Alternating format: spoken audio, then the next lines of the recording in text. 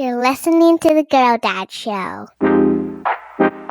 Welcome to Season 3 of The Girl Dad Show, where we explore the intersection of parenthood and entrepreneurial spirit. Join me and some incredible guests as we share tips and tricks for finding work-life balance and making a positive impact not only on the world, but also our families. Let's create a fulfilling life together. It's The Girl Dad Show, Season 3. Welcome back to another episode of The Girl Dad Show. Today, I am doing a Girl Dad Talk where I interweave some life lessons that I'm learning as a professional parent, navigating this journey along with you, in between amazing interviews of incredible guests that are navigating this journey of building a professional career and building a family. And today I want to talk to you about the power of gardening. And there's a couple of elements to this, but I actually want to talk to you about gardening as a metaphor and kind of as a motto or parallel to business. And it's something that has hit me kind of at the same time for obviously indirect reasons, but the corollaries are very, very strong. And Amy is a huge gardener, and she loves gardening and she loves being outdoors. And it's a really big passion project of hers since I've known her, actually. And she's always dreamed of having a garden to nurture and take care of and eat healthier and eat from the garden. And now that we're in Texas and we have a lot more land, we have the ability to do so. And I think more so than anything else, it's just been a lot of change over the last few years. And it's also been a lot of change just, adapting with the kids as they're getting older really fast and just trying to learn how to be parents, during this change. But over this last year, we have been starting to garden. And it has more to do with, I think, just having some space for her to actually do this in. And I think the big thing that was really blocking us from doing it was just the sheer volume of open space that we have here versus we had in California. And I think that it's a very interesting thing to have this much blank space, right? Because you would think that if you had more space, you would have more creativity. But just like business, when you open things up too much, it's very hard to figure out what to do next. And having these constraints really helps the mind to be more creative. And strangely enough, it's something that I've been watching my wife struggle with. And it's something that I've been watching a lot of my GMs and my business partners struggle with as well as we start to, encroach upon a lot of new territories. And people have a hard time, dreaming up whatever. It's not that everyone is super, super creative like that. And I think there is a natural expectation that more space and more openness will create more creativity. But I think human beings typically crave a little structure, and there's very few of us that are genuinely that creative. And it's a superpower and a super strength. And it's much easier for the general public or the masses to be more creative when we have at least a couple of variables to find. And so by accidentally defining a section for the garden, by me building out like some infrastructure in the backyard, I think I created a constraint for her. And that has helped us start to move forward with some testing. And I've been watching her just test. And she doesn't want to do raised beds. She doesn't want to do anything permanent. She just wants to test. And she wants to just figure out what's how it works. She wants to know if she wants to do drip or how she wants to lay it out. And so we basically just put together a bunch of limestone that we had collected from a lot of construction and different renovations that we have done. And it's just natural stone that comes from unearthing the ground here in Texas. And we took those stones and we created little mini beds. And we've been gardening for the last, I'd say 2 quarters. And it has been really, really fun. I could definitely see Amy getting a lot happier, and you could see her feeling a lot more pride and contentness from it. But I've also noticed that she brings Grace with her. And at first, Grace was kind of dilly-dallying around with her and just playing outside. But you could see this transition over time where she is also now, actively participating. And when I go out and help Amy more recently on some projects or intermittently between projects to do some big lifts, Grace is now actually much more responsive and active inside the act of gardening.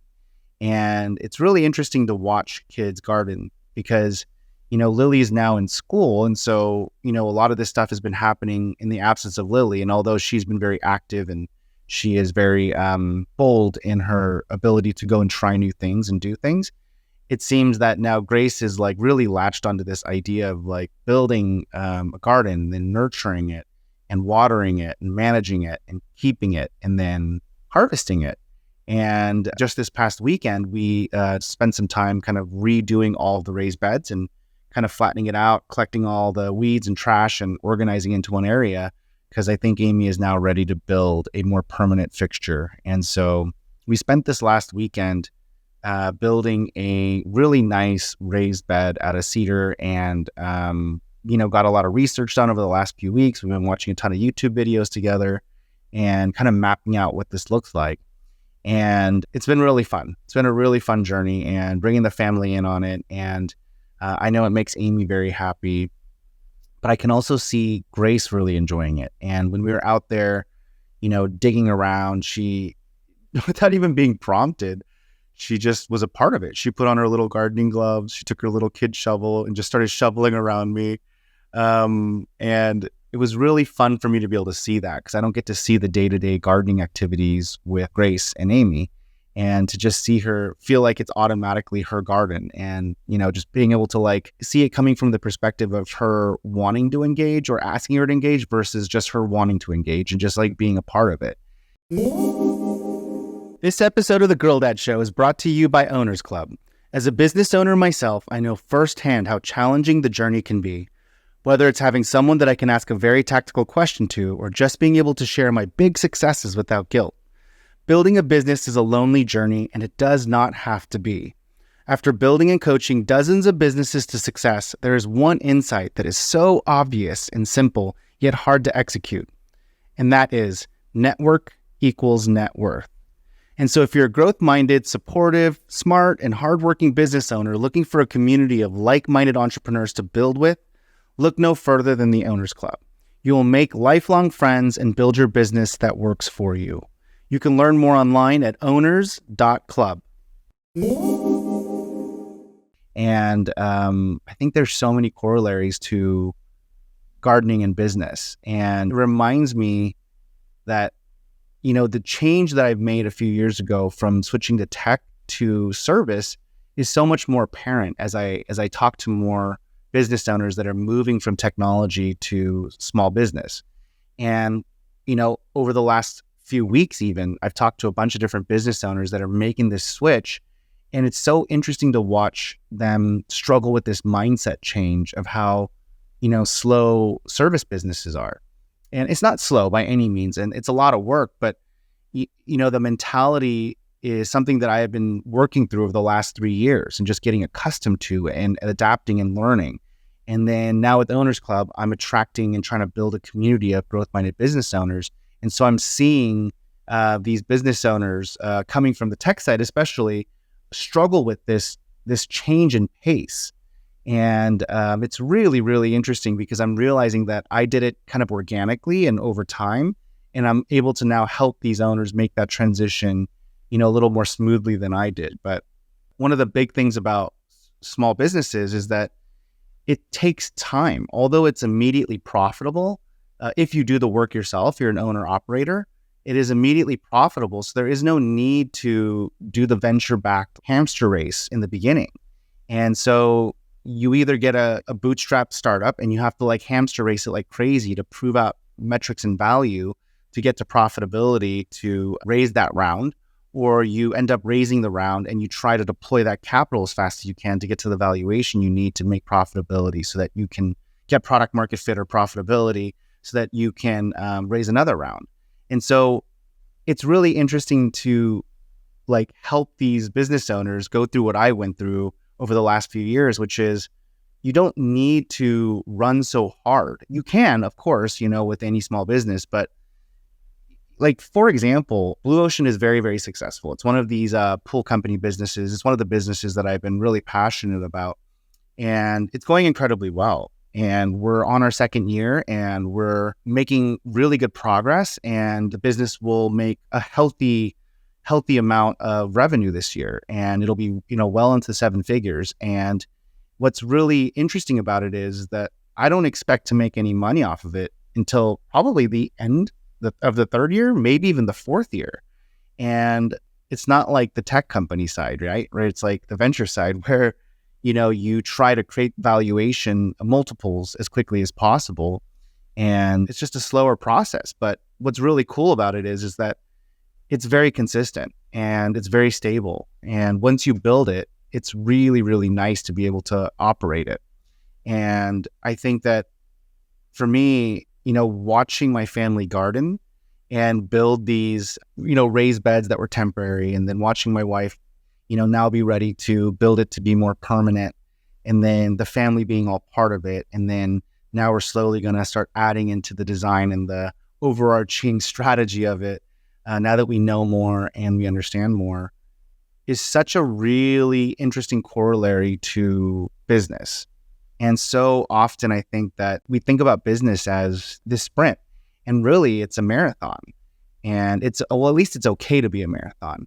And for me, as I kind of think through, the life lessons that I'm learning from, being a dad and trying to be a good husband to my wife and being out there gardening because she loves it, has really showed me an interesting epiphany and insight this last month, because I'm actually okay with slowing down, and I'm actually okay with investing my time and energy and money into these longer, slower, sustainable businesses that will yield long-term results at a smaller amount, but that's okay.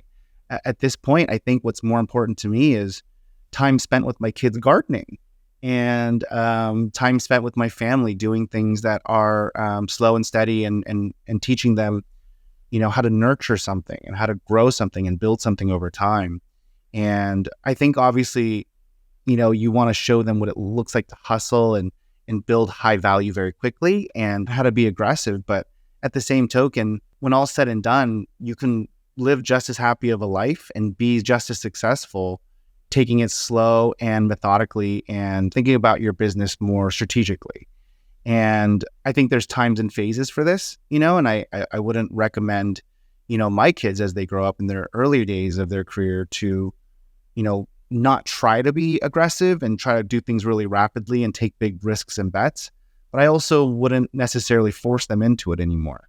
I think that my expectation is that I want you to try things and I want you to explore everything and figure out what works for you and what feels good.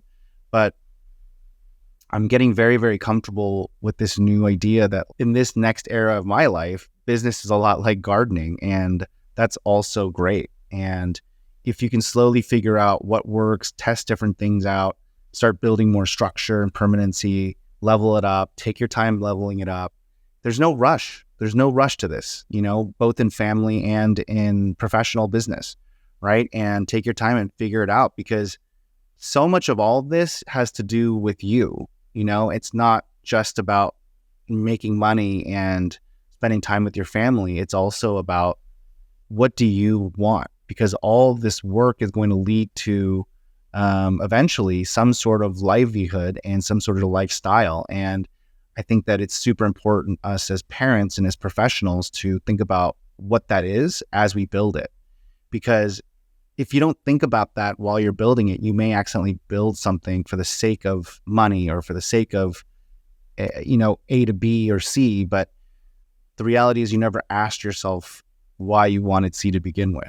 And so I hope this helps you guys understand where I'm going through and the insights that I'm pulling from this experience of learning how to garden with my family and supporting my wife in her passion and hobbies.